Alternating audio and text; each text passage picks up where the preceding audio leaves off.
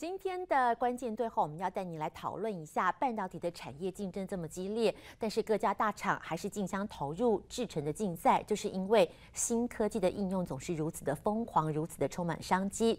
像最近这几年车用电子的商机爆发，很多像是自驾车啦、数位智能等等应用，就像雨后春笋一般的窜出来。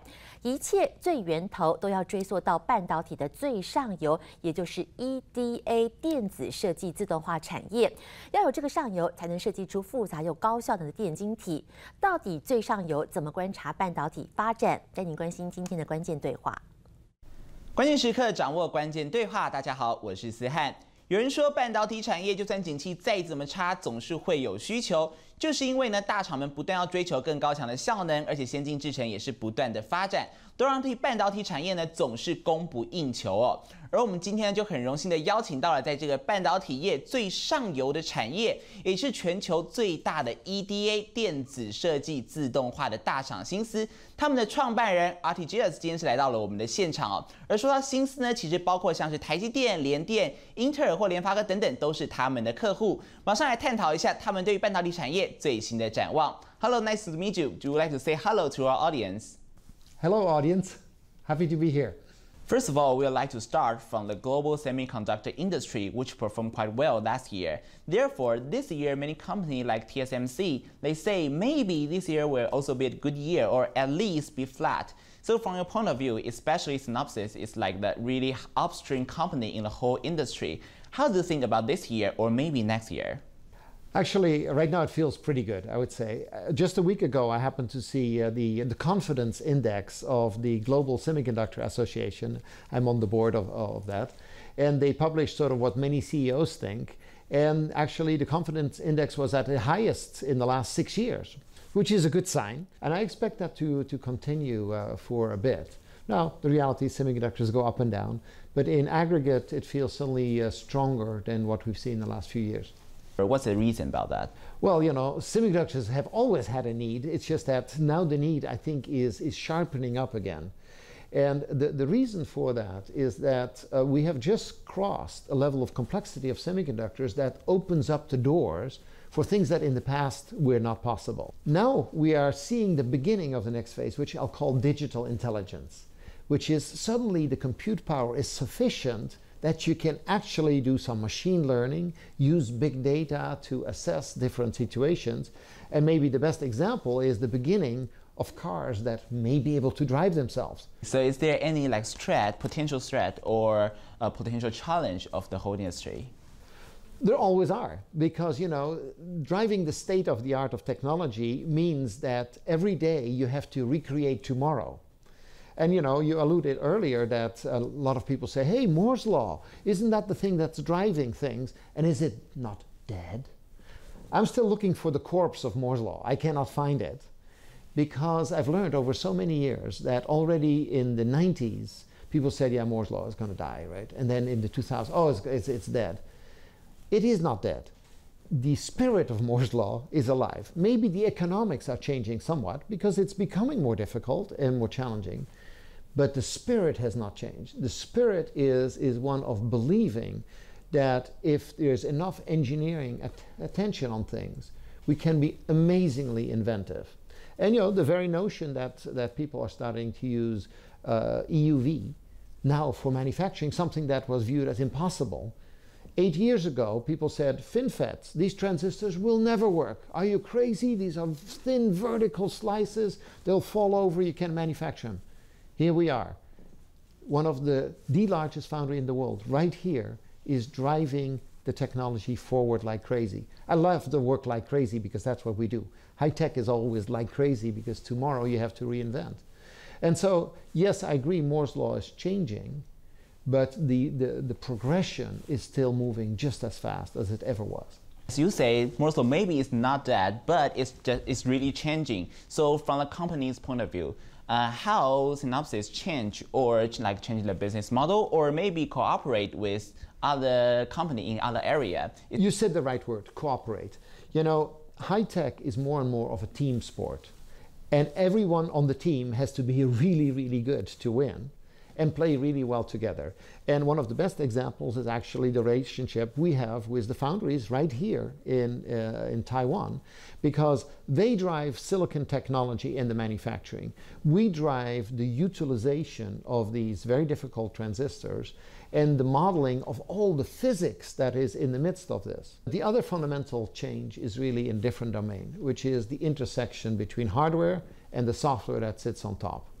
And machine learning, digital intelligence, will only be possible if the hardware gets optimized for the software and vice versa. So the two are sort of a team, collaboration between hardware and software, so to speak. Recently, the advanced technology of vehicle grows really fast, and it also produced a lot of opportunity for the smart car industry. So from Synopsys' point of view, what do you have done in this area? Well, so you're putting your finger on a super interesting part, because here is the car industry, which is a very solid industry, but relatively slow moving, suddenly intersecting with the fastest moving industry in the world. For the semiconductor industry, that's a big challenge too, because now you have to design silicon that actually works in car at unbelievably difficult temperatures for a long, long time. And by the way, around those chips, there are many rules. Because if there's one thing that the car industry has learned extremely well over many, many decades, is how to make it more and more safe. That's also why you see so many players acquiring each other, trying to merge, trying to get pieces. Everybody is saying, hey, something is happening here. I want to be part of it. Who do I team up with? Remember, high tech is a team sport. You know, you can be the leader in an industry, which we have been for quite a while, but leadership is always yesterday. We have to constantly reinvent the capabilities for tomorrow. In order to obtain more patents or enhance their influence, many companies now decided to do the M&A, especially between Taiwan and China. Lots of China companies, they want to buy the semiconductor company in Taiwan. So do you think it's a good thing or it's a bad thing? You know, there are some people who say, oh, you know, this is an industry maturing, it's getting slower, it's not a good thing. I don't believe that. I'm the opposite. I think, yes, there's maturation, but I think this is a symptom of rejuvenation. And there are really three types of mergers. The third one is actually the most interesting one, which is sort of starting to build vertical competences.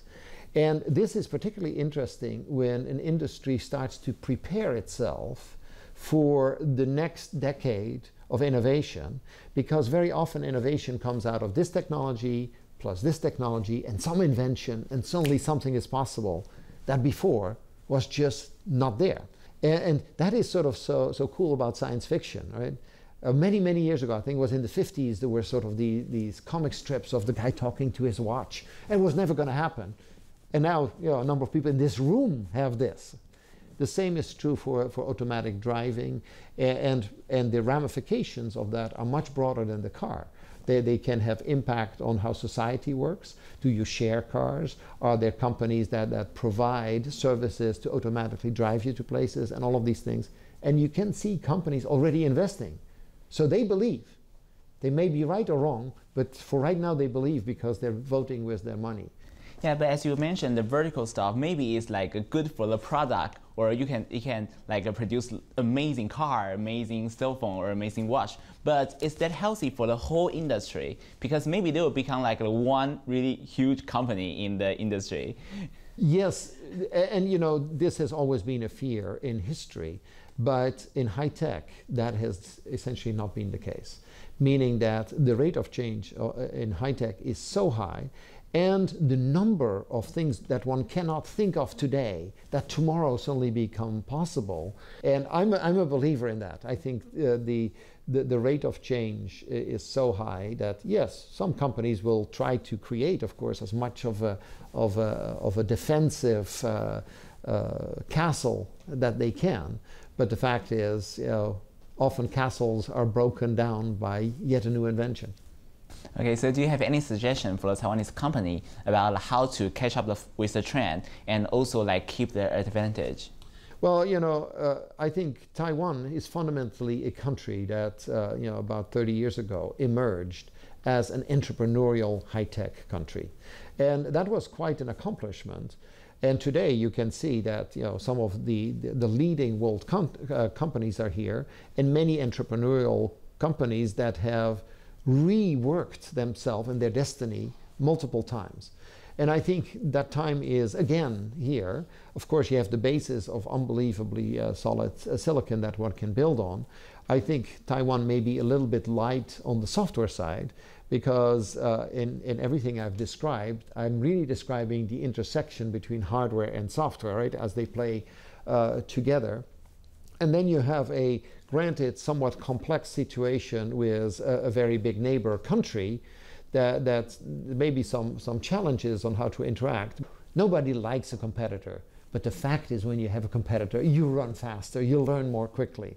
And so industries that have critical mass actually are very fast movers. And so it is well possible that areas such as automotive, in terms of the subsystems, could absolutely be a great growth ground for Taiwan expertise and experience. Really nice to talk to you, and thanks for your time. 其实透过刚刚的访谈呢，我们可以发现，半导体产业除了要追求先进制程之外，也必须要嗅到市场的商机，才能够抓紧趋势。而这个对于在国际舞台上面活跃的台湾厂商来说也是相同。不论是从车用、家用，甚至是物联网等等应用，都必须呢要找到竞合之间的平衡，并且用创新的能量，才能够维持住优势，维持在半导体产业领先的地位。